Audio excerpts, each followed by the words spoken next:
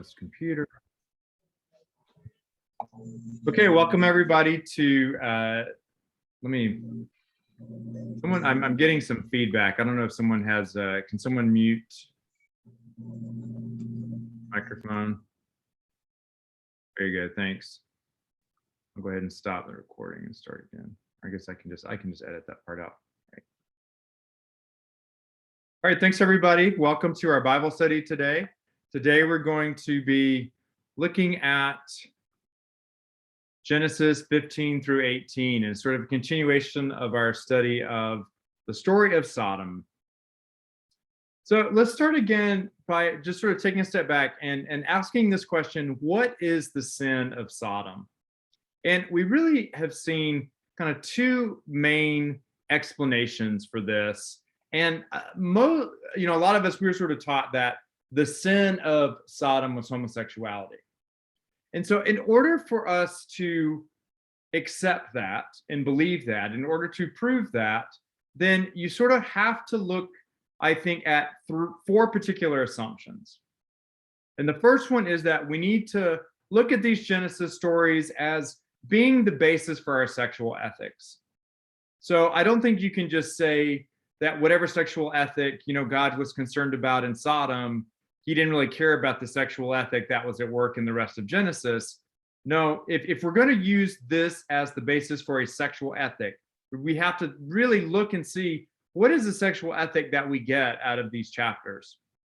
The next bullet is we have to look at Abraham as righteous, and he needs to provide a model for our sexual ethics, because we know God chose Abraham to be the father of the entire Jewish people, of the whole Israelite nation. So Abraham has to be righteous. Lot has to be righteous because we know that Lot was saved from Sodom. And so Lot needs to be a model for our sexual ethics. And then finally, as we'll get into, we have to believe that everyone in Sodom is gay, or at least, or no more than 4 people or no more than 9 people. Sorry, and we'll get into that further. No more than 9 people in the entire city are straight. So I think those are the assumptions we have to think about if we want to say that the sin of Sodom is homosexuality. Now, if we say it's the failure to provide hospitality, we're going to look at exactly these same assumptions. So we need to look at these early Genesis stories as the basis for our ethics on how to treat strangers. We need to think of Abraham as righteous and providing a model for how we treat strangers. And we need to think of Lot as righteous and providing a model for how we treat strangers. So this is sort of a backstop. Let's look at sort of where we left off, and let's review Sodom in context. So we looked at Genesis 13, 8 through 12. This was really the first mention in the Bible of Sodom. After leaving Egypt, Lot and Abram, and this is when Abraham, before God had made a covenant with him. So Abraham is referred to as Abram. So Abram and Lot part ways. Lot decides to take his family and property and settle near Sodom.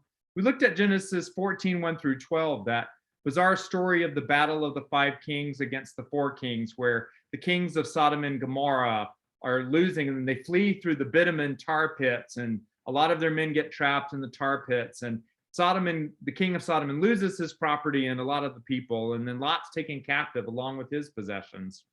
So in Genesis 14, 13 through 24, we have this rescue story where Abram rescues Lot and recovers the property of the king of Sodom. And the king of Sodom offers Lot, say, here, take 1/10 of everything that you've recovered. And Abraham refuses to take a share and says, I'm only going to take what my men have used in our efforts.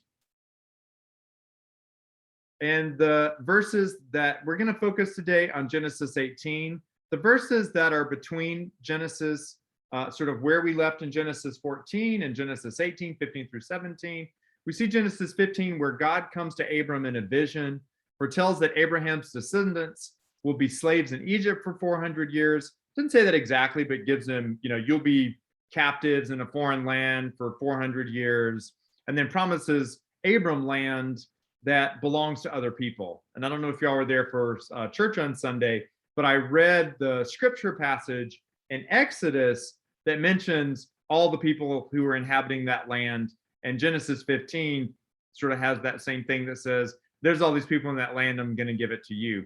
That's sort of theologically problematic in my view, but that's a whole separate issue of of things that we have to kind of think about as we look at Scripture.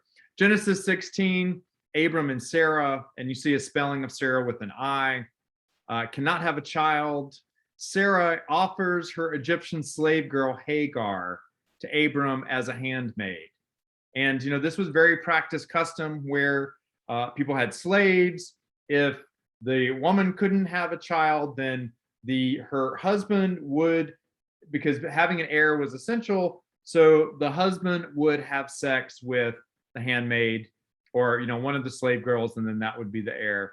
And then when Hagar gets pregnant, Sarai thinks that Hagar is being very, treating her with contempt. So Sarai forces out Hagar. Hagar flees. When Hagar is out there in the desert, an angel tells her to return, and Ishmael is born. And that's chapter 16 of Genesis. Chapter 17, Abram is 99 years old when God makes a covenant with him. God promises to make, and this is the name change, to make Abraham the father of many nations. And so the covenant is sealed with circumcision of all the males in the household, including 99-year-old Abraham. So that's sort of the chapters that we're skipping over as we get to Genesis 18. Anybody have any questions or comments? I mean, what sexual ethic do you see arising out of this, Genesis 16 in particular? So if we're going to look at Genesis and these stories about Abraham, then I think we would have to say, well, a sexual ethic that is acceptable and condoned in the Bible, because we know that God favors Ishmael because the angel saves Hagar. So we know then that surrogacy, handmaid tale, if you can't have a child, give your slave girl to your husband, let him sleep with them. That's perfectly appropriate sexual ethic, and that's something that we sort of get a sense of as a sexual ethic today. How do y'all feel about that? Does that make a lot of sense?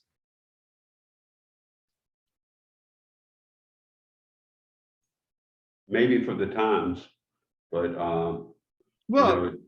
right, but yeah, I agree. But if you're saying, if people want to say this is the foundation for how our sexual ethics should be practiced today, then I think we can't ignore, we need to point people to Genesis 16 and say, have y'all seen that Hulu show, The Handmaid's Tale? Well, it has foundation in the Bible in Genesis 16. And it's something that God very much favored. So, is that sort of the practice that we want the sexual ethic that we think makes sense today? And I think your point, Bill, obviously is it's a different time, and we need to think about it in that context. And maybe that'll encourage them to think about some other topics in context. Yeah. In terms of today. Yeah. Because people may know this story, but you don't really think about it being, we're 2 chapters away from the big Sodom destruction story. Any other comments? So back in that time, what makes the one person a slave and one person not? I mean, did they ever go into that? Yeah, there was different types of slavery at that time, and a very common type of slavery would be where a particular nation would conquer another nation, and it would be very acceptable to take, kind of people from that nation, and then you would subjugate them and make them your slaves. Gotcha. And so you didn't necessarily have the concept. So that's sort of one concept. Another concept would be like indentured servitude, where you owe someone some money, you don't pay, and then you have to work off your time as sort of their indentured servant slave. And then there's a different type of slavery that's chattel slavery, where slaves are property, and that's what sort of the United States had. And that was sort of the big issue and the big difference, I think, where the slaves were property, so that then their offspring were also slaves. Because there's not the expectation that Ishmael would be a slave. Ishmael would be born as, and here, obviously, in this case, Ishmael was not going to be a slave. So you didn't have chattel slavery the same way we did in the United States. Right. So this was not, if this was a sexual ethic, it wasn't a very good one, was it? Right. I don't think it's a very good sexual Well, ethic at well, all. this isn't I a think it's good thing to base horrible. it. This isn't a good thing to base anything on. Not only is there slavery, then you can, if you have somebody, then you can just have a baby with them. Right. I mean, And so if your wife, if your wife doesn't, you start basing sexual ethics on this book, I don't think you can. I mean, it wouldn't right, be a good one. right, exactly. That's the point. And Yeah. I mean, if we're saying that we're looking at this as a basis for sexual ethics, which is what people want to do, and take Genesis 19 and say, well, the story of Sodom is a story about homosexuality. Implicit in that is you're saying that we can see a sexual ethic in that story, and what we see in that story is homosexuality, and that therefore God is condemning homosexuality. And so my point is saying, well, if we're going to look at the sexual ethic, and I don't see, let's look at the sexual ethics generally practiced at that time. Yeah. And I think it's deeply, deeply, deeply problematic, because you're raising up, well, not only is the sexual ethic an issue, but then also this notion of, the slave girl, Yeah. of having slaves. Well, Brian, Ishmael would be considered royalty, even though is that a fair statement? Well, Abram wasn't a king. Okay, but I mean, he Would have been his heir. Ishmael, in Would be his Genesis heir. 16, it talks about how Abram, when he talks with God about not having descendants, was complaining that all the property then would just sort of go to his to his household, to be just distributed. It seemed like it was distributed evenly, sort of distributed among the people in his household, and he wanted to have an heir to continue on his name. Yeah. But that idea of taking someone that's not part of your tribe or whatever, and having impregnate them, and then that child being part of the tribe, well, this is pre sort of pre-Levitical codes, where that's where we get into all the codes around inheritance and everything. Okay. So if we take just a little step back and we look at sort of the structure of the Bible, we have what's referred to as like prehistory. In the prehistory, we have Adam and Eve, we have the stories of Babylon, we have Noah. We have just sort of general what they call prehistory, and then it's only when Abram enters the scene that sort of the camera goes from God sort of being concerned about the whole world to all of a sudden we start with one family. And then God sort of puts everything in that one family, in Abraham's family, and then the rest of the Bible kind of builds, the rest of the Old Testament in particular, kind of builds from Abraham, sort of the father of the Jewish people, the Hebrew people. And then also, the Arabic people trace their birth to Ishmael as sort of the father of the Arabic people. And because the thing in there says that the two people will always be at war. So that's where they sort of get that conflict inherent in the Bible in this chapter from, between Arabs and Israelis. Okay, so now we're going to get into Genesis 18. And I'm going to just read the scripture here, just because I think it's helpful. And so we have, and I've tried to just pull some interesting and different types of art from different periods. So the Lord appeared to Abraham by the oaks of Mamre as he sat at the entrance of his tent in the heat of the day. He looked up and saw three men staring near him. When he saw them, he ran from the tent entrance to meet them and bowed down to the ground. He said, "My Lord, if I find favor with you, do not pass by your servant. Let a little water be brought and wash your feet and rest yourselves under the tree. Let me bring a little bread, and that you may refresh yourselves, and after that you may pass on, since you have come to your servant." So they said, "Do as you have said." So if we were to look and see what is being talked about in this story, it's definitely, is it a sexual ethic or a hospitality ethic? Obviously, Hospitality. yeah, it's a hospitality ethic. So let's kind of continue. So Abraham has his wife Sarah prepare a meal. This is 6-8. And Abraham hastened into the tent to Sarah and said, "Make ready quickly 3 measures of choice flour, knead it and make cakes." Abraham ran to the herd and took a calf, tender and good, and gave it to the servant who hastened to prepare it. Then he took curds and milk and the calf that he prepared and set it before them, and he stood by them under the tree while they ate. They said to him, "Where's your wife Sarah?" And he said, "There in the tent." Then one said, "I will surely return to you in due season, and your wife Sarah shall have a son." And Sarah was listening at the tent entrance behind him. Now, Abraham and Sarah were old, advanced in age. They were over 100 at this point. It had ceased to be with Sarah after the manner of women. Interesting euphemism there in the New Revised Standard Version. And I'll sorry with the asides, I'll pick back up in verse 12. So Sarah laughed to herself, saying, "After I have grown old and my husband is old, shall I have pleasure?" I think this is an interesting passage that I'll stop here for a moment. And we see already, if you just take things literally here, you miss sort of exactly what she's talking about.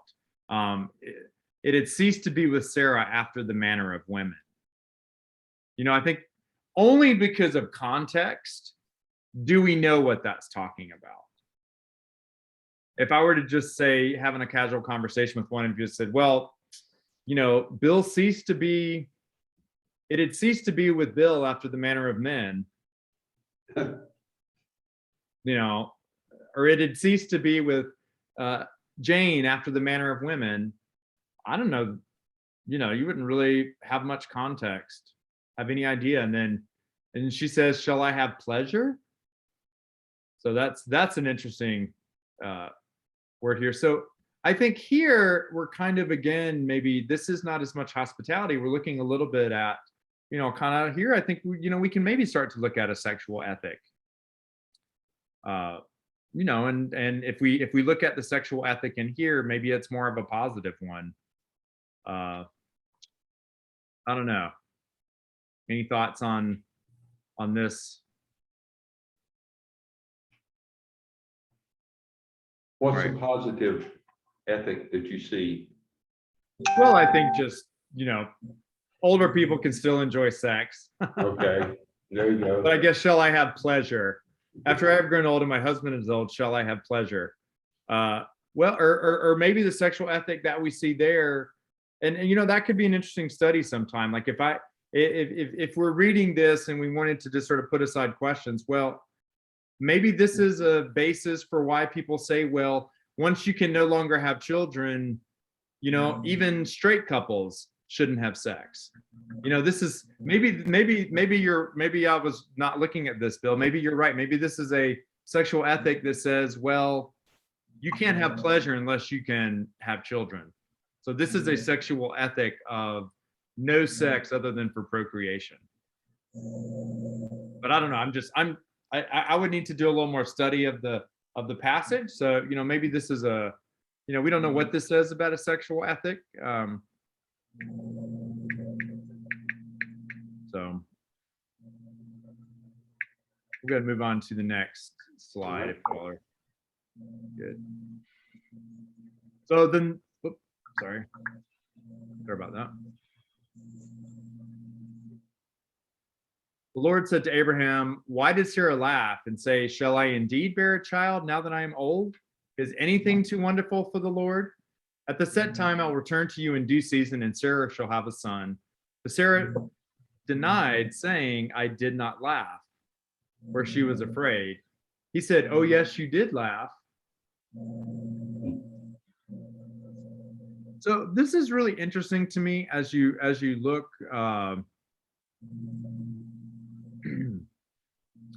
So that if we look at this, like thus far, I don't think that Moses. I keep wanting to think Moses. Sorry, Abraham had really. We don't realize that it's God who's one of the 3 men really until we get to that point. Because I think before, when we had it in the lowercase l, when Abraham was talking to the men, he was just sort of treating them with hospitality. And I don't think that at this point Abraham really realizes that it's God that he's speaking to. And at this point, I think maybe the author is letting us know, but Abraham doesn't know. But I guess this is the point where the Lord's saying, is anything too wonderful for the Lord? Okay, and so then in the next verses, we kind of skip a little ahead to the story, and God wonders whether to tell Abraham about the plans. So this is continuation of the verses. Then the men set out from there, and they looked towards Sodom, and Abraham went with them to set them on their way. The Lord said, "Shall I hide from Abraham what I am about to do, seeing that Abraham shall become a great and mighty nation, and all the nations of the earth shall be blessed in him? No, for I have chosen him that he may charge his children and his household after him to keep the way of the Lord by doing righteousness and justice, so that the Lord may bring about for Abraham what was promised him." Then the Lord said, "How great is the outcry against Sodom and Gomorrah, and how very grave their sin. I must go down and see whether they have done altogether according to the outcry that has come to me, and if not, I will know."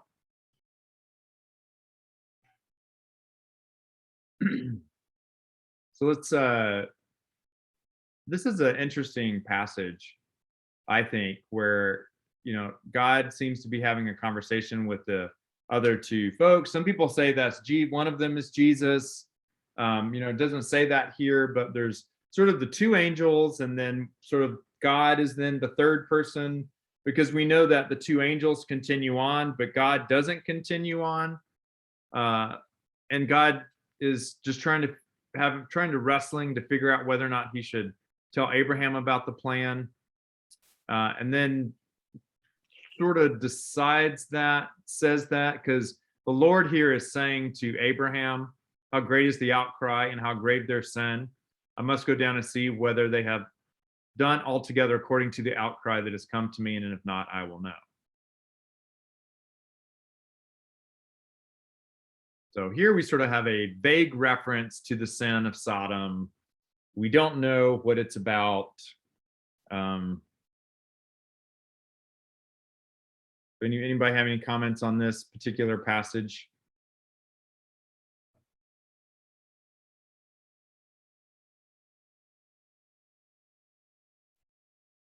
All right, well, let's go ahead and we'll continue on with the story.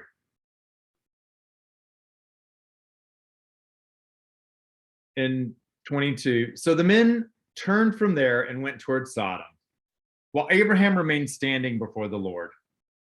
Then Abraham came near and said, "Will you indeed sweep away the righteous with the wicked? Suppose there are 50 righteous within the city. Will you then sweep away the place and not forgive it for the 50 righteous who are in it? Far be it from you to do such a thing, to slay the righteous with the wicked, so that the righteous fare as the wicked. Far be that from you. Shall not the judge of all the earth do what is just?" And the Lord said, "If I find at Sodom 50 righteous in the city, I'll forgive the whole place for their sake." Abraham answered, "Let me take it upon myself to speak to the Lord, I who am but dust and ashes. Suppose 5 of the 50 are lacking.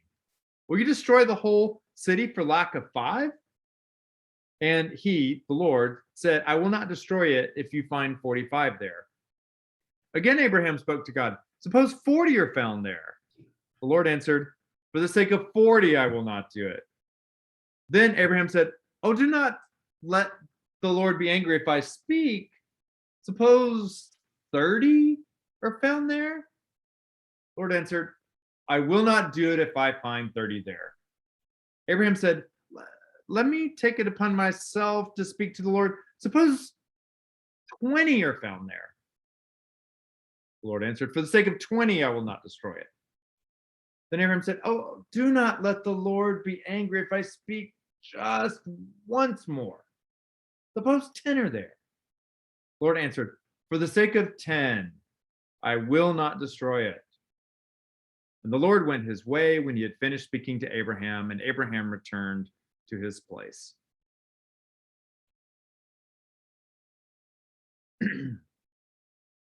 So I think that bargaining passage is very interesting. And so if we are looking at the sin of Sodom and these assumptions, you know, we again are sort of left with this idea that, well, if we can find 10 straight people in the entire city of Sodom, which somehow is a very large city that has a population that does include that is it's not just men in the city. I was doing some research earlier, and I think maybe like Wilton Manors, Florida, has an LGBTQ population of 15%. That, and I think Palm Springs is around the same. And when you get to San Francisco, it's like 9 or 10%, and then New York, maybe like 7 or 8%. So if we look at even like the wicked cities of the United States, we see that the most, you don't even get close to 20%. So and we don't know the population of Sodom, but we're just saying if we just find 10, we know there was more than 100, we know there was more than 1,000. Let's just say there was 10,000 people or whatever. If you could just find 10 people among all that who were straight, then God would have saved the city. And I think you have to, if you really are going to say the sin of Sodom was homosexuality, like, and you believe the Bible, then you have to believe that the entire city was gay people, or people who were having sex with each other. Right? I mean, do y'all agree with that sort of conclusion there? Yeah.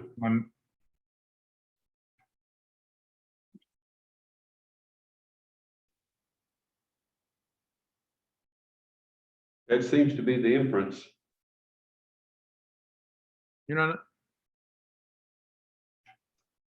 So is you're basing this on the assumption that was the sin? Yeah, that's what I'm saying. I'm saying Right. If our assumption, if someone says the sin of Sodom was homosexuality, then there's certain sort of, okay, someone says that, I'm gonna say, okay, if you're saying it's the sin of homosexuality, then baked into your argument are certain assumptions. Right. And one of those assumptions is that every single person was homosexual. Well, that's ridiculous. Homosexual, if you're going to say, okay, well, what does that mean? That, you had just all gay couples or thruples or whatever, and what were the women doing? How was the city, surviving? And if it was, it would be a lot of hospitality there. Yeah. I'm just saying.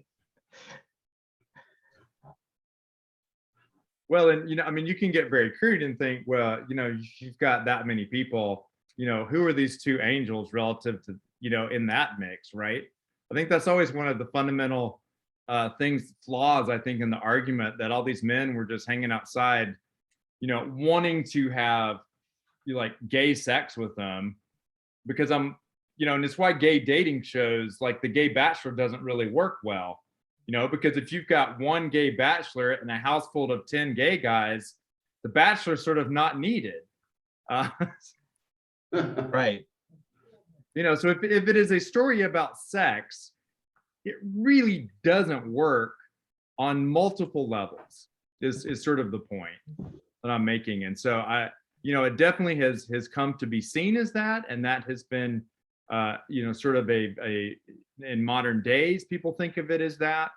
But if you look at the Genesis, every single mention of Sodom in Genesis up to this point where we are, and we haven't even, kind of gotten into the big story in Genesis, and we haven't gotten into chapter 19 yet, where the angels go into Sodom. But if we look at everything along the way, and we look at sort of what are the ethics of this, we see ethics around hospitality that make us feel warm and fuzzy. We see ethics around sex that are kind of scary for us today, I think.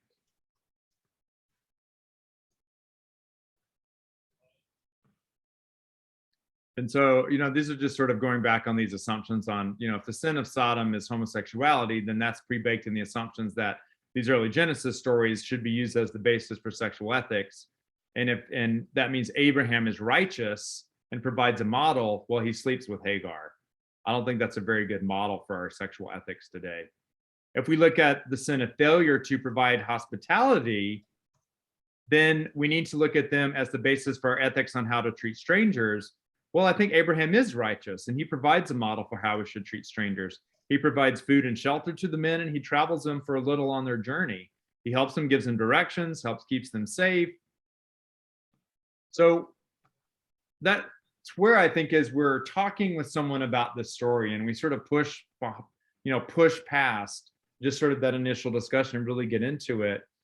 I think it, at least up to this point in 18, I think we've got a really strong case here that we really ought to be looking at the ethics of hospitality and what can we get from this story about the ethics of hospitality, and not what does this story say about ethics of sexuality.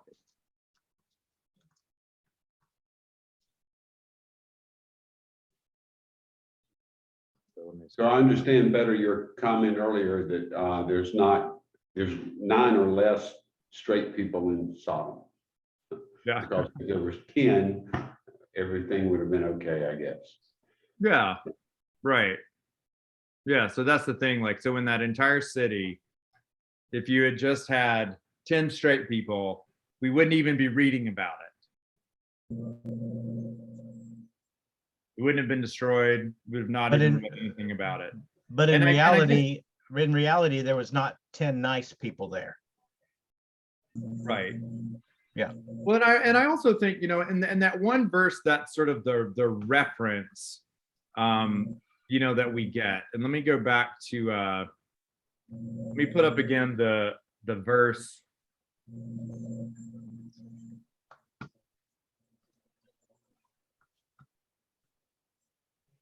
Where it talks about how great is the outcry against Sodom and Gomorrah, and how very grave their sin. I must go down and see whether they have done altogether according to the outcry that has come to me, and if not, I will know. So again, so we've got just those 2 verses, and let's sort of test our hypotheses. Let's put those 2 verses to the test of our hypotheses. So, we know then if we look at it that the homosexuality is the sin, then we say the outcry is so great from who? Like, who's really upset about it at that point? Because literally every single person there, other than maybe 9 people, are straight or gay. And then why have this whole scene with Abraham and the angel stopping by Abraham beforehand if it's about homosexuality? God could just appear to Abraham and say, hey, I'm going to go down and destroy Lot City. What do you think I should do? And we don't need this whole scene where Abraham shows hospitality to the angels is very much out of place. If we look at it from, sort of this is a story about hospitality, then I think every single thing goes in, because the outcry against Sodom would be from all the people around there who were traveling, who stopped by and need a place sort of to, as you're traveling from one town to the next, need a place to stay for that night. And they're basically getting like, beaten up in the square or raped, or, the people are trying to throw them out or cause violence against them. And so, he's going to go down there all together and, according to the outcry. And so, when the angels go down, are they hanging out? What do they do? And we'll see that in the next story, and we'll sort of test our theory here. But, the test is they go down, and it's not, they don't proposition Lot for sex. So they're not standing on the street corner trying to hook up, which would be the test if the concern was homosexuality. They go down and see what sort of hospitality they get. So I'm saying, like, here we have the whole test that God has created to test whether Sodom is as wicked as they say it is, is found right here. And it makes crystal clear sense. All this makes sense if the sin of Sodom is failure to provide hospitality or mistreatment of strangers. I can't make any sense of this verse if the sin of Sodom is homosexuality.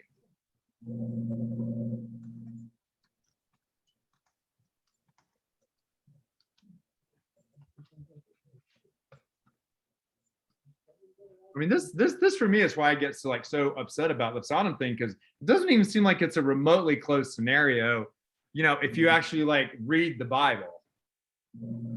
Right. I was gonna say, because I am currently reading it, and there's a lot of things that I was taught in my childhood when going to church that I'm reading it now and none of that was in there. Yeah. I'm like, can you think of an example? all of that, pretty much all of it, but are you saying not right off the top of my head, but are you saying that there's a lot in the Bible we were never taught? Right. Yeah. So we get this what we were taught was done in a way manipulated way. Yeah. Right. So if anybody hasn't read it, I recommend reading it, because it doesn't say what you think it says. Yeah. Or there's a lot that you've been told it says that it does not. Yeah. And that's where I think, next week we get into the meat of it. We get into the Sodom story itself and the way that the strangers were treated. And I think you can read the story from an LGBTQ perspective and think about the two angels as queer people coming into a foreign place and the way that they're treated. And the story actually, we sort of see, and it really reads very well as sort of a queer narrative, because it very much aligns with what happens with queer people when they're out in a place and people recognize them as strangers and people want to do violence to them. And unfortunately, you do see people who are straight, who rape trans women, who kind of rape gay guys, and it's not a sexual thing, it's a power thing. And so I think as we get into next week, we'll really dive deep into this sort of question that we're looking at of, okay, if we're going to take this for sexual ethics, what does it say? Because even more problematic are the sexual ethics of Lot offering his daughters. That's crazy problematic on a sexual ethic perspective. If we think about it in the context of the time and the duty of hospitality that was owed to strangers, we have an issue with women being treated as property and their sexuality not having any value, but at least we can understand it. And we say, this is a horrible aspect because we don't agree with the sexual ethics of the time, but from a hospitality perspective, the whole story hangs together beautifully and perfectly and is consistent. But Christopher, yes, what's going on in your head tonight, my friend? How are you feeling about these verses?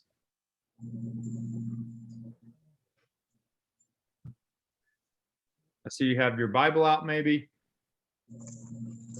You said about, you was talking about Lot, and you was talking about the townsfolk were not happy with inviting strangers in. Yeah. And to be fair, we really didn't go into that story. I didn't go into that story today. Kind of probably doing a little bit too much of a preview of next week, but I did kind of allude to it, and we're going to dive deep into that next week. Just want to see if you had any particular comment. It's probably about a lot of it I haven't. Probably didn't learn a lot back then about Sodom. You're saying that you're saying that you hadn't been taught a lot of the, like, you get the sermon on the angels, the men trying to have sex with the angels and God destroying Sodom.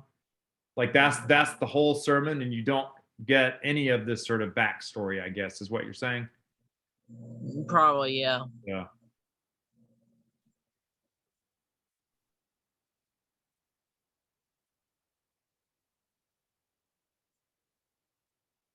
It kind of makes you mad that this what we've been reading, and obviously it doesn't say what we've been told it says. And it's not even close in my view. No, it's a big shot in the dark. It hits nothing. Yeah. So it kind of makes you angry about it, or it does me. Yeah. Because if it's deeply problematic, if this is a story about, if this is a place where we need to look for sexual ethics, is really problematic. You know, not just chapter 19, but all these stories, you know, we kind of look at up to there. Just it really makes, you know, really, and it should make us uncomfortable, right? Like, and I think Bill had explained it well as well. You know, this was just a very different context, and you know, why should we read this story of Sodom? Why is the story of Sodom important? Is it because God's trying to teach us a sexual ethic through this thing? And that's what we've always been told. You know, we're told this is the story as to why being gay is wrong. The number one thing, the thing. And it's shockingly not remotely related to that when you actually read it. I don't even know how people got there, other than, okay, yes, the men wanted to have sex with, or, you know, wanted to know them, but, you know, it's so far removed from anything that you think of in terms of, you know, like what we think of as like gay people wanting to have sex with each other, that it's offensive at extreme And you level. would think that if the purpose of the story was to establish, you know, sexual ethics against same-sex, you know, that it would have been a little more direct, and not with all these other issues. It could have been said in a couple of sentences. You know, Well, they could have just gone directly, you know, you didn't need the whole scene of Abraham showing hospitality to the strangers. right. Right? Like the three men could have just shown up and Abraham, and they said, I'm going to go down there and try to destroy the city because of, you know, the great outcry against their sin. And then they would have gone down, and then, you know, the story would have been the angels, you know, looking for trade in the city square and finding somebody to have sex with, and, you know, and then saying, yeah, it's true, there's a bunch of gay people here, let me destroy the city. Right? Like that would be a story that would at least hang together if it's a story about homosexuality. And of course, part of what Doug is pointing out is true in my upbringing too, that what we were not told and what we were told not being there, but basically you know, I've never heard other than, you know, this is God's example of destroying, you know, homosexuality. Other than that one point, I haven't heard anyone use this as a basis of sexual ethics. And we can see why. It would be very problematic to take the whole verses concerning this and the points you've already made about you know, giving the daughters away. Of course, a lot of people they'll be quick to say that well, women were property then, and that's just was the way it was.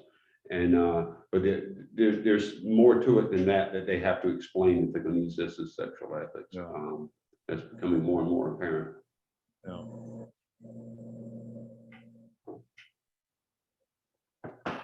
Alrighty. Anything else, Doug? I I thought I had a ton of material. I guess I hopefully, I don't know if I rushed through reading the verses quickly. I think I'm excited about it. I'm gonna go ahead and stop the recording.